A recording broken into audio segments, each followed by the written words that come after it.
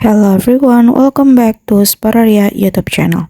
Okay guys, so in this video, I would like to share you guys a tutorial on how to turn off alarm on Infinix Smart 8 easily. Alright guys, so if you have a busy alarm schedule and it's really annoying and confusing, then it's time for you to turn off the alarm.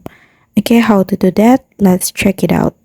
Okay, first thing first that you have to do is you can go to about clock menu on your phone and then go to alarm menu, and then here you can manually just turn off the alarm one by one like this, and then you can also remove all the schedule by long pressing one by one like this, and then you can click delete for all scheduled alarm like this, and the alarm will no longer snoozing anymore from your phone.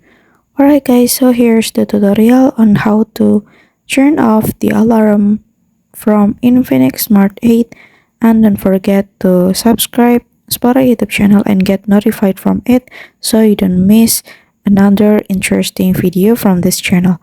Thank you so much for watching.